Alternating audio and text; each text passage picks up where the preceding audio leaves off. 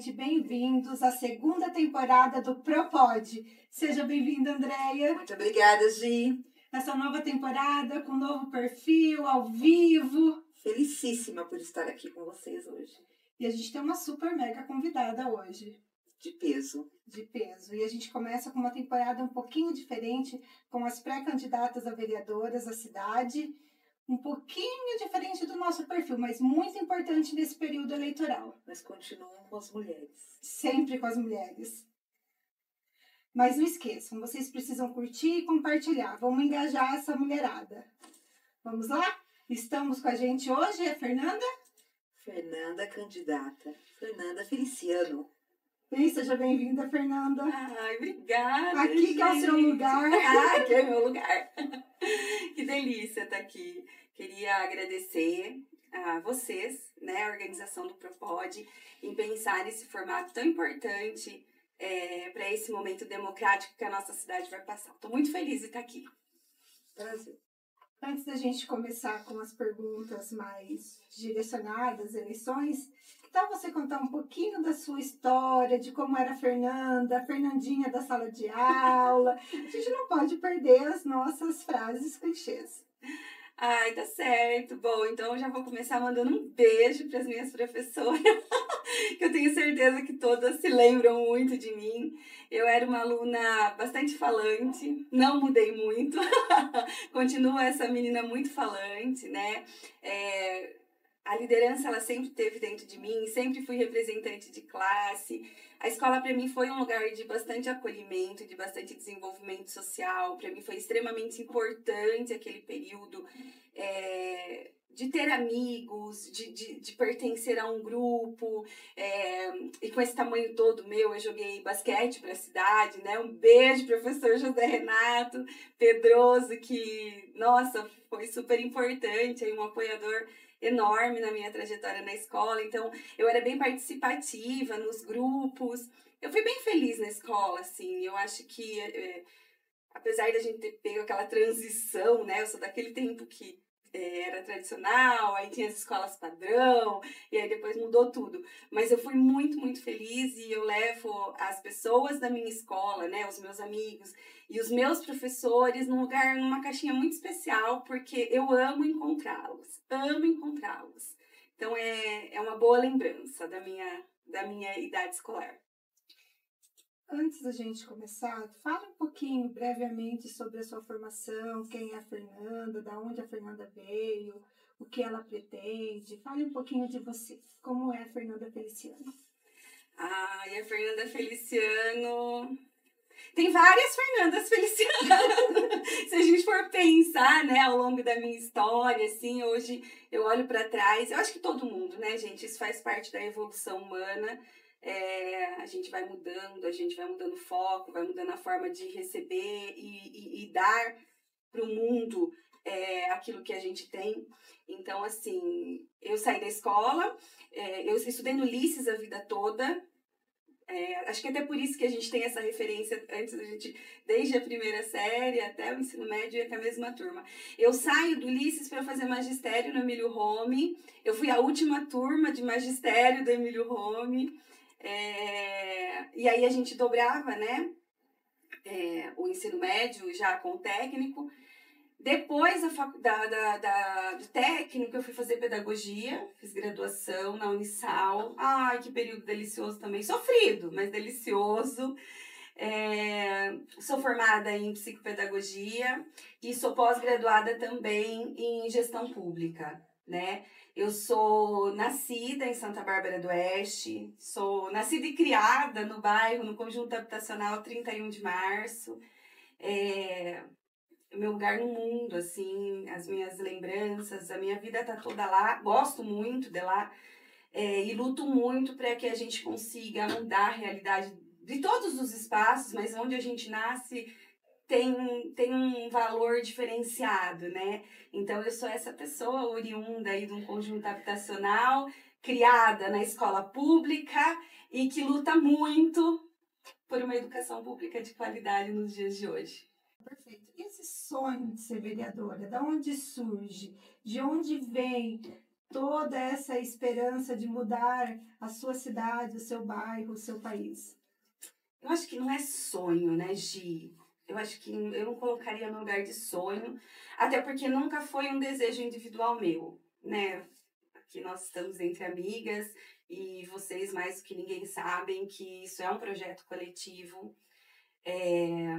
Eu acho que eu vou me descobrindo muito depois que eu venho, que eu me torno servidora pública, e a gente vai tendo acesso, porque quando a gente presta um concurso público, a gente tem que entender que a gente vai servir aos bairros periféricos, né? Nós vamos estar atendendo aqueles menos privilegiados da sociedade. E aí, quando eu vou, né, então, para dar aula, e como eu falei, eu sou nascida e criada no 31 de março, meu pai era caminhoneiro, a minha mãe era do lar, a nossa vida nunca foi uma vida de grande abundância, mas nunca nos faltou nada. Então, a casa, o alimento, né? A energia, então aquilo ali estava garantido. E para mim eu era riquíssima, nossa, era muito bem nascida. Quando eu vou para trabalhar na escola pública, você encontra diferentes níveis de pobreza. Você encontra muitas ausências do Estado. E aí o seu olhar, a forma que você entende o mundo, as suas prioridades, elas começam a incomodar. Começa a mudar um pouco. E eu lembro que eu chego muito indignada, né? Eu começo a ver algumas coisas. Ainda o meu Rafael, ele falava assim de mim, daqui a pouco você acostuma. Eu quero ver o dia que você vai se acostumar. E eu tô aqui, né, 15 anos depois, para dizer que eu não me acostumei. Pelo contrário, acho que hoje eu sou mais incomodada com essa questão da não divisão, né, da sociedade de forma justa hoje do que há 15 anos atrás, né? E também tem a questão que eu venho, né, me torno servidora pública, já entro totalmente junto com um povo animado, de não luta. Sei de quem ela está falando. Eu conheço... a gente não sabe de quem ela está se referindo. Conheço um pessoal aí que também não estava muito satisfeito com o sistema, né, com a forma como as coisas estavam acontecendo. E aí a gente funda o Sindicato dos Professores, o Sindiprosbo, e isso me aproxima demais, nos aproxima demais, né, da Câmara Municipal de Santa Bárbara e do Executivo. E quando a gente convive demais nesses espaços, passa pela nossa cabeça que se a gente for pensar o que é eleição, né? Eleição é uma forma de votação por representatividade. E todas as vezes que eu estive na Câmara Municipal de Santa Bárbara, de 2010 para cá, eu nunca me senti representada. Eu penso que nós precisamos, né, de representantes, de mulheres, de professoras, de pessoas progressistas, que lutem pelos trabalhadores, pelo povo periférico. Então, não é bem um sonho, Gi, é uma necessidade que eu vejo social. É uma falta de representatividade que eu, particularmente, e nós, enquanto grupo, sentimos em toda essa trajetória que eu venho contando brevemente aqui, porque a gente não se sentiu representada em nenhum momento, em tempo nenhum, né, nesses últimos anos, para fazer justiça. Na última eleição, a gente tinha uma vereadora, a Esther, que nos apoiou dentro do que foi possível ali dentro, e a gente chega à conclusão que ela sozinha não dá conta. Até por isso, coloco meu nome à disposição, a pedido da diretoria, né, depois de muitas e muitas e muitas e muitas conversas, coloco meu nome à disposição para que a gente possa se juntar a ela e a gente possa fazer uma Santa Bárbara que tenha a cara de todo mundo. Então, não é um sonho, é uma construção coletiva, acho que é isso. Não sei se eu respondi sua pergunta. Respondeu. E essa construção coletiva, Fernanda, porque há várias vertentes em relação ao que é a função do vereador. Para você, o que é a função de um vereador? A real função. Eu acho que a primeira acho que o primeiro ponto, né, a ser colocado, e para mim muito importante, é que o vereador entra lá, como nós, concursados públicos, mas não através do concurso, com um peso muito maior que através do voto, ele entra lá para servir a população. Eu penso que este é o papel. E a gente tem essa mania entre nós, sociedade, que político, né? A gente coloca eles num lugar. Não, gente. O político tá lá para servir, fazer a cidade funcionar da melhor forma possível. Eles estão lá para trabalhar por todas as pessoas da cidade. Os que votaram nele e os que não votaram. A obrigação é deles, né? E aí eu penso que o papel de fiscalizador é extremamente importante. E pegando o gancho, então, desse probleminha técnico. Isso, vamos lá. Aponte pra gente, Fernanda, quais são... às vezes eu não uso a palavra problema, mas muita dificuldade. Problema a gente sabe onde tem, onde está. Então, quais são as dificuldades, ou se a gente coloca como problema, né? Nos bairros, nas comunidades. O que você aponta pra gente? Olha, Andréia, a gente tem conversado com a população, né? Tentando dialogar sobre as nossas pautas. E o que a gente escuta muito é a saúde. A saúde hoje é uma deficiência no município. A demora para marcar uma consulta, a demora estratosférica para se fazer um exame, né? O horário desses postinhos de funcionamento, tudo isso tem sido apontado pela população num tom só. Então, assim, em ordens do que mais a gente tem ouvido, saúde. O transporte em Santa Bárbara tem deixado a desejar absurdamente. Isso também tem vindo com muita frequência da população, porque assim, vai depender muito com quem você está conversando, né? Se eu tenho um carro para ir para o meu trabalho, se eu pago o meu plano médico, são demandas que não chegam nessas pessoas. E aí eu estou falando das pessoas que realmente utilizam o sistema público de saúde, que precisam do transporte coletivo, que ele precisa ser eficiente, que ele precisa ter um custo acessível, que ele precisa ter qualidade, né? Então, eu tô falando dessas pessoas. A gente também tem recebido bastante demanda em relação à ausência da cultura e do esporte nos bairros, e aí eu estou falando, né, da periferia, daquilo que está em torno. As festas, o grandioso, todo mundo vê, né? A gente está falando do dia a dia, de outras demandas que a gente precisa ir construindo. Eu acho que são apontamentos até que a gente já fez em outros momentos, mas que a gente vai falar com a população e é isso que a gente escuta. Maior demanda, então. Isso. Esses seus objetivos de melhorar a saúde, de melhorar o transporte público, ter uma escola pública de qualidade, não depende somente de você. Depende de um trabalho em conjunto com os demais vereadores e com a administração. Como você pretende trabalhar esse contexto se você for eleita? É uma pergunta, assim, muito complexa, né, Gê? Ela não tem uma resposta muito simples. Eu acho que primeiro a gente tem que analisar que prefeitura a gente vai pegar, caso a gente seja eleita, quem serão os demais vereadores, as outras legendas, o que eles defenderam durante esse período de eleição, né? Quais são as pautas dessas pessoas que lá estão, e especialmente do executivo. A gente precisa saber quem é o prefeito que vai estar assumindo a partir de 2025 Santa Bárbara do Oeste.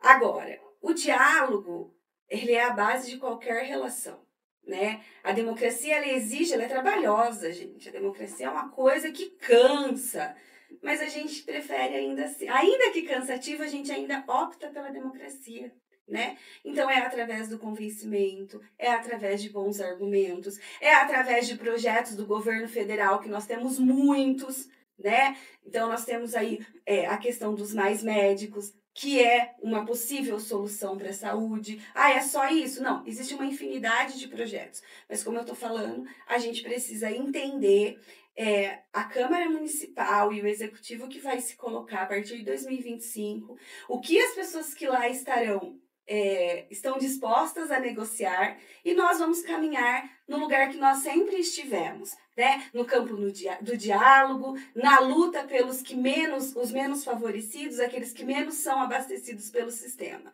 Então é deste lugar que a gente vai continuar a nossa luta e sim, o que a gente conseguir fazer para viabilizar, a gente vai fazer. Fernanda, de tudo isso que você falou do diálogo, né? Mas só o diálogo, de repente a gente não consegue chegar lá. E tendo uma visão, né, sobre o desenvolvimento econômico dessa região, eu acho que aí também é um desafio. É um desafio, e é um desafio para nós como sindicalistas, né, para nós que estamos sempre na mesa de negociação, um desafio que a gente vem conversando com as várias administrações que passaram em Santa Bárbara do Oeste, né. Eu acho que é importante a gente dar uma contextualizada, né. Santa Bárbara é uma cidade dormitório, é uma cidade que tem poucas indústrias, e aí quando a gente tem poucas indústrias, o repasse dos impostos que as indústrias pagam, que iria para a prefeitura, ele cai muito a arrecadação, né? Então, nós somos uma cidade que dependemos diretamente do governo do estado e do governo federal em relação aos repasses de impostos. O que nós precisamos em Santa Bárbara, né? Precisamos industrializar a cidade. Santa Bárbara está extremamente bem localizada, passam aqui grandes rodovias, né? Anhanguera, Bandeirantes. A gente está a meia hora de um aeroporto, né? Porto Seco. Então, assim, a cidade ela está pronta para receber esse desenvolvimento. E por tudo que a gente já tentou buscar, e eu falo muito que a gente buscou tentar, porque quando a gente entra numa mesa de negociação com os prefeitos, e aí são todos que passaram, né, desde que o sindicato existe, sempre cai na questão da arrecadação. E como a gente melhora a arrecadação? Se a gente tiver mais indústrias que trazem para o município mais emprego, que isso vai gerar mais impostos. Então, é por aí o caminho. Muitas já foram as discussões, mas não tem como a gente falar em desenvolvimento do município se a gente não pensar em industrializar a cidade, abrir as portas, e melhorar a condição de vida do trabalhador aqui em Santa Bárbara. Tem outro ponto que ajuda no desenvolvimento do município, do país, que é a educação. Na educação, o que você pensa em qualificar? Como você acha que podemos qualificar a nossa educação? Nossa, Gi, essa é outra pergunta extremamente cara para nós, né? A gente fala muito de educação pública de qualidade. Você sabe que eu sou funcionária pública, nós somos, né? E eu também trabalhei já em escolas particulares daqui, das cidades aqui vizinhas. E quando a gente está falando da educação pública de qualidade, não tem como a gente não pensar e iniciar o pensamento da qualidade desde o atendimento, do seu José, que vai receber as crianças lá, o nosso guarda, o oficial de escola, as meninas da limpeza, as pessoas da cozinha, o material didático, a qualidade daquele prédio, a condição daquele prédio, a qualidade humana que essa criança vai ter de atendimento, seja das orientadoras, seja das monitoras, seja das professoras, das estagiárias, enfim, de todos os profissionais que passar por aquela criança. Então, eu penso que quando a gente está falando de qualidade, a gente está falando de qualidade da forma mais ampla possível. Mais ampla possível. O prédio, ele precisa ter cara de escola limpa, escola nova, porque isso é direito das nossas crianças. A alimentação, que é feita com tanto carinho pelas nossas meninas da cozinha, em todas as escolas que eu passei, tudo é feito com altíssima qualidade, e isso precisa ser mantido, e aí não depende só delas, porque se vem um alimento muito bom, elas vão fazer algo muito bom. Se vem algo razoável, elas vão trabalhar com razoável. Então, essa é a nossa luta para que se mantenha a qualidade. E, essencialmente, a gente precisa falar da valorização dos trabalhadores. E aí eu estou falando de todos os servidores. Não tem como você entregar uma qualidade boa de trabalho se você não é valorizado. se você não se sente respeitado no seu ambiente de trabalho. Então, a nossa luta é sim pela educação pública de qualidade, para que o filho e a filha do trabalhador, eles tenham a mesma qualidade quando eles se tornarem lá adultos, cidadãos, que eles sejam competitivos num vestibular, num Enem, junto com o filho das pessoas que tiveram o privilégio de estar num colégio particular. Mas, ainda acho que o mais importante de toda essa qualidade é o nosso material humano. Nós precisamos cuidar com muito, mas com muito carinho do nosso material humano. Os profissionais que acolhem as nossas crianças, desde lá da portaria até a direção da escola, e neste período, passamos por todos os profissionais, esses precisam estar na pauta prioritária de qualquer administração pública. Porque não existe qualidade se não houver valorização. Então, eu penso que quando a gente defende a educação pública, a gente está falando das crianças, a gente está falando das famílias das crianças, mas, essencialmente, nós estamos falando do material humano que vai atender essas crianças. Eu não sei dizer em relação aos planos de governos municipais, porque ainda não tive acesso a eles, dos atuais candidatos. Mas, durante as eleições estaduais e federais, a gente sentiu muita falta do esporte e da cultura dentro da escola, dentro do contexto da criança. E o que você pensa sobre isso? Você acha necessário o esporte dentro da escola, a cultura dentro da escola, a criança tendo acesso a outros tipos de cultura no qual ela não está inserida dentro da sua casa, dentro da sua comunidade?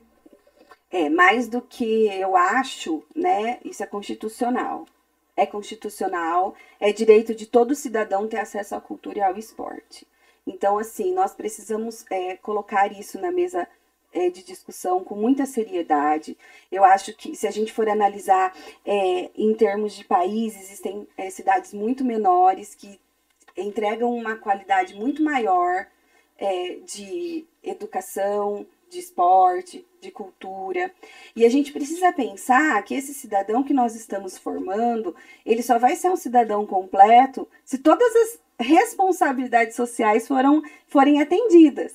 Então, a Secretaria de Educação tem a sua parcela de responsabilidade enorme, mas a Secretaria de Cultura também, a Secretaria de Esporte também, a Secretaria de Saúde também, o Serviço Social também tem, porque os nossos impostos vão para todas essas secretarias. Então, eu acredito, luto por isso e vou continuar lutando para que os bairros periféricos, que as pessoas que não conseguem, não têm dinheiro para pegar um ônibus e vir aqui na Secretaria de Esportes, ou não consiga ir no Mirzinho, ela consiga ter no bairro dela, como nós tínhamos. Eu falo que o esporte e a cultura salva vidas, Gisele. Eu fui uma criança que pra gente ter a carteirinha do SESI, eu sou moradora do 31, né? Então vou contar um caso aqui. A gente tinha que praticar algum esporte, né? A gente não tinha dinheiro para ter a carteirinha do SESI, né? Então você tinha que praticar o esporte, porque se você tivesse inserida em alguma escolinha, você tinha a carteirinha gratuita. Pois bem, eu sou dessa época. E, né, eu toda jeitosa, gente, pensa que não tinha jeito nenhum, mas eu treinei basquete por 6 anos. E para minha adolescência, para minha inserção social, para o meu funcionamento enquanto comunidade, foi extremamente necessário. Eu era uma excelente jogadora de basquete? Óbvio que não. Ficava mais no banco do que... Mas eu ia no treino, de segunda, quarta... Aí depois eu vim para a SEMI, né? Quando inaugurou a SEMI, vim para a SEMI. E a gente treinava segunda, quarta e sexta. A gente tinha que apresentar o boletim pro professor José Renato lá na escola. Porque, tipo, sabe, tudo tinha... Era casadinho, assim. E a gente tem tanta coisa boa. Ontem mesmo eu tava vendo no Twitter... Eu não vou saber a cidade, o estado, mas eu vi que era lá no Nordeste, no interior de algum dos estados, um menininho que ele estava treinando o salto em vara. Com uma vara, com bambu mesmo. E esse vídeo chegou no presidente da República. E aí, né, prontamente, vão colocar o menino em treino, porque ele tem um dom nato. Agora, quantos outros nós nos estamos perdendo, minha gente? André, professora de educação física, está aqui para me ajudar a argumentar nesse sentido, né? Não é o Joãozinho lá do interior, que ele é fantástico, que tem que ter esse privilégio. São todas as nossas crianças, até como nível de qualidade cultural, físico, porque educação física é saúde, né? Não é só a questão do exercício. Fora que tira nossas crianças das ruas, das drogas, do mau caminho, acaba direcionando ela para uma vida mais saudável, uma vida melhor. Exatamente. De qualidade, de educação. E assim, a gente precisa só casar tudo, né? Os braços do sistema, eles já estão aí. Nós já temos uma Secretaria de Esportes, nós temos uma forte Secretaria de Cultura, né? Isso precisa ser acessível para todo mundo. E precisa ser... não é para a gente dizer que tem. Não é pra gente dizer que tem, olha, foi cobrado, então a gente vai passar a ter lá 2... Não. A gente vai ter porque a gente acredita no nosso povo. A gente vai ter porque a gente acredita na potência das nossas crianças. Como quando a gente olha para os nossos alunos dentro da sala de aula. Quantas potências, né? Quantas coisas a gente descobre que eles são excelentes ali junto com eles. Então é esse olhar humanizado que eu acho que a gente precisa trazer para dentro dessa discussão. Só para eu não me alongar muito. Vamos lá, então, tem uma próxima aqui que eu acho que é: como que você planeja equilibrar os interesses que são diferentes, né? Diferentes grupos dessa comunidade toda. Nossa, Andréia, é muito legal pensar na diversidade de necessidades, né? E até de opiniões mesmo, né? Porque esses dias eu fiz um stories que eu tava indo pra casa, tava encantada, né? Porque a gente vê tanta coisa na internet, a gente lê, né? Ouve, enfim. Você fala, nossa, será que o mundo é isso, né? Gente, não é. Não é. Esse processo político das pessoas que eu não conhecia, abrir a porta da casa delas pra mim. De você mais ouvir, porque às vezes as pessoas falam, eu quero te conhecer, né? Vem aqui na minha casa, vamos tomar um café, eu vou chamar os vizinhos. E aí a gente tem essa oportunidade lindíssima, riquíssima. Chego na casa das pessoas com muito respeito e cuidado, mas a gente vai muito mais para ouvir do que para falar. E sim, o que a gente consegue perceber é que há uma diversidade muito grande de necessidades e anseios. Mas existem coisas, Andréia, que são centrais. A necessidade humana, ela não é muito ampla. O nosso povo, ele precisa ter emprego, estar bem alimentado, uma casa para morar, educação de qualidade para os seus filhos, ter acesso à cultura, um esporte, fazer um exercíciozinho, assistir um cinema de vez em quando. E a partir daí, a partir do momento que a gente entender que o mínimo está sendo garantido, porque eu estou falando de mínimo, né? A gente pega as demais pautas e equaliza, né? Eu penso que o bonito do mundo é a diversidade. Eu gosto de ser contrariada, eu gosto quando alguém fala assim pra mim, não é isso. Opa, não? Como que não é? É isso? Não é isso. Sou brava, sabe? Sou uma pessoa que defende o meu argumento ali, mas se a pessoa consegue me dobrar, consegue me convencer, você sai maior daquele lugar. Então, assim, eu vou voltar lá no começo, eu acredito que para qualquer relação humana, hoje eu tenho 42 anos e eu demorei muito para entender isso, muito mesmo. Não existe outro caminho que nos leve ao sucesso das relações que não seja o diálogo. Um diálogo verdadeiro, um diálogo honesto, um diálogo pautado. Olha, a gente vai apresentar um projeto, sei lá, sobre determinada coisa, o argumento é esse. As leis que sustentam são essa, sem devanear, né? Eu costumei falar a algumas pessoas, né, nesse processo aqui, você faz isso quando você ganha. Eu falo, gente, não é assim, né? É o que eu falei, a gente precisa analisar a cidade que vai estar, a gente precisa ver a legislação municipal, o quanto pode, o quanto não pode.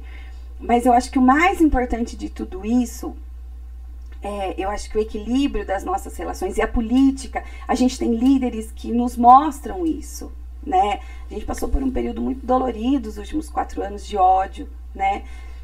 Mas eu acho que a política feita no diálogo, na base do convencimento e do argumento, ela é a saída para a nossa sociedade. É isso que eu acredito. Você falou em diversidade. Há uma diversidade na nossa Câmara Municipal? Você acha importante as mulheres estarem na política, estar envolvida, ter cargos de poder? Nossa, muito, né? Se eu pudesse resumir, é muito, muito. Santa Bárbara do Oeste é uma cidade que, se a minha memória não está falhando, nós tivemos ao longo da sua história 12 mulheres eleitas. Ao longo da história toda, só 12. Se juntar tudo, não dá uma Câmara. Não dá uma Câmara que hoje nós temos, né? Nossa representatividade é extremamente baixa. Hoje nós temos 2 mulheres lá na Câmara.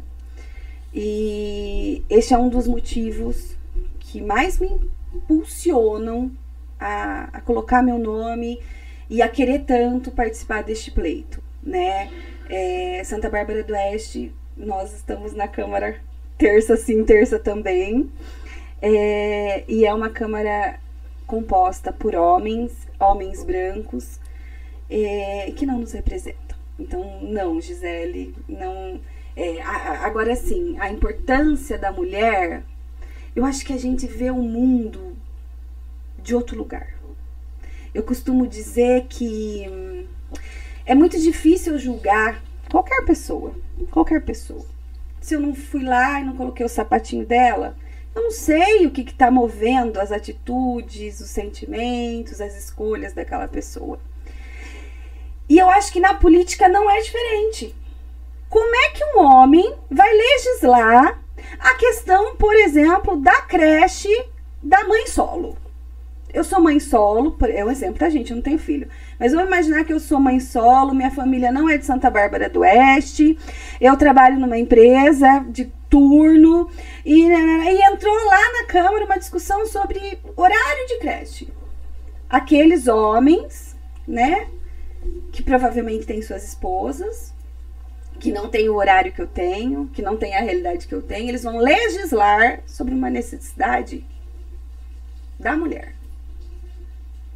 Então, eu penso que é extremamente necessário que a gente faça valer, não só nessas eleições municipais, mas em todas as eleições que nós pudermos participar, a gente precisa pensar que é por representatividade, minha gente. É por representatividade, nós somos mais de 50% da população brasileira. Minha gente, onde que tem mulher? Onde que a gente encontra mais de 50% de mulher? Tirando nas salas de aula, né? Que nós somos, a nossa base é. Mas salvo isso, certo? Então, assim, eu penso que a diversidade, eu tô brincando, tô aqui num tom mais descontraído, mas eu acho que é extremamente necessária a nossa voz e a nossa presença lá. Essas mulheres que hoje estão na Câmara são mulheres brancas, correto? Correto. As mulheres negras, elas têm menos oportunidade que as mulheres brancas? Com certeza. Com certeza. Veja bem, Gi, se a gente pegar... Eu até vou até me debruçar em cima disso. Hoje em Santa Bárbara do Oeste nós temos 288 candidatos a vereador, tá? Eu não sei dizer quantas são mulheres e quantas são mulheres negras. Mas pelo que a gente está andando, pelo material que está chegando na gente, não temos. Se temos, temos poucas, tá? Então, por quê? Porque nós vivemos... Porque existe o recorte de gênero, né? Nós mulheres, então, quando... por exemplo, né? O nosso sindicato é um sindicato composto por mulheres, diretoras. Somos 10 na diretoria, ponto. Ó que lindo. Quantos outros sindicatos, eu vou falar a nível de Brasil, não vou falar nem no estado de São Paulo, são exatamente como o nosso. Então, assim, hoje... Existe a lei eleitoral, né, que exige lá a presença de 30% de mulheres, porque acho que se não exigisse nem isso, não sei nem se estaríamos aqui, certo? Porque os espaços, eles não são feitos para que nós possamos ocupá-los. Então, assim, e aí se a gente fizer o recorte de raça, o racismo estrutural é a resposta. É a resposta. Nossas mulheres negras não estão na disputa. Não estão na disputa. E é algo que a gente precisa colocar na mesa. que a gente precisa conversar. Nesse contexto, então, 3, né, dessas candidatas são professoras. E também o que você acha aí das professoras atuando? Né? Ai, André, eu acho isso um sonho. Bom, vocês que estão mais perto, vou falar para quem tá de longe, né, que tá chegando agora. Eu penso que antes, né, de começar o processo eleitoral, eu falava para as meninas, todo mundo tem que estar candidata. Todo mundo. Todas as professoras têm que estar candidatas. Eu acho, nós somos profissionais que temos acesso ao funcionamento da máquina de dentro. Nós conhecemos o sistema nos ônus e nos bônus melhor do que ninguém. Então eu penso, eu fico muito feliz, parabenizo as demais candidatas, a professora Ana Júlia, a professora Edinalva. Eu penso que é a força feminina, é a força da professora, é a força da mulher e principalmente a força do servidor público que está se colocando à disposição como uma opção para a gente tentar fazer a mudança em Santa Bárbara do Oeste. Então, eu penso que, eu acho que a gente já sai vitoriosas desse processo só pela coragem de nos colocarmos à disposição, né, que não é uma decisão tão fácil. E eu acho de verdade, eu desejo muito sucesso para nós 3, né? Quem sabe não entramos nós 3 lá e a gente já tem uma bancada das professoras. Já dá uma aula. É isso. Continuando nesse contexto, nós temos 4 candidatos a prefeitos. Nenhuma mulher e nenhuma vice. Se a gente pegar as grandes capitais, a maioria tem a vice mulher. Pelo menos a vice. E aqui, nada. O que você atribui esse afastamento feminino do pleito a prefeito? Nossa, Gi, eu acho que são tantos fatores, assim, se a gente for pensar na vida da mulher, né, vamos pensar na nossa.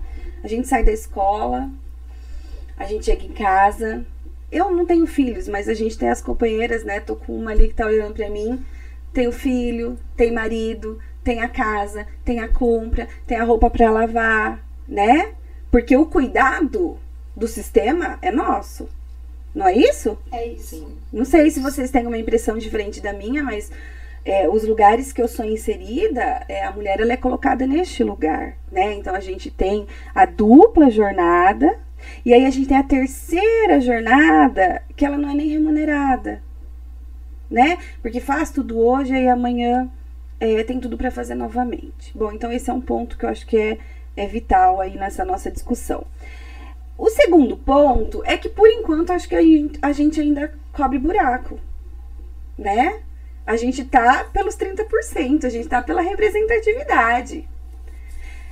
Pensa que até pouco tempo não tinha banheiro feminino em vários dos espaços públicos. E aí eu tô falando de Câmara, Senado, eu tô falando disso, não é isso? Então a gente precisa ter essa consciência que o sistema ele não foi feito para que a mulher ocupe o espaço de poder. Nós estamos avançando, eu acho que nós avançamos bastante. Hoje eu tô aqui, né? Nós temos várias vice, mas é muito doído, né? Vice. Por que a cabeça de chapa não é uma mulher, né? Exatamente. Não é à toa que a gente tem a primeira dama, né? Exatamente. Não tem primeiro damo, né? Não. Então, assim, eu penso que passa muito por essa questão. E também não posso deixar de registrar que passa pela questão de que a política ela foi muito marginalizada nos últimos anos, né? Política é tudo bandido. Quem gosta de política é vagabundo. Quantas vezes a gente escutou isso nos últimos anos?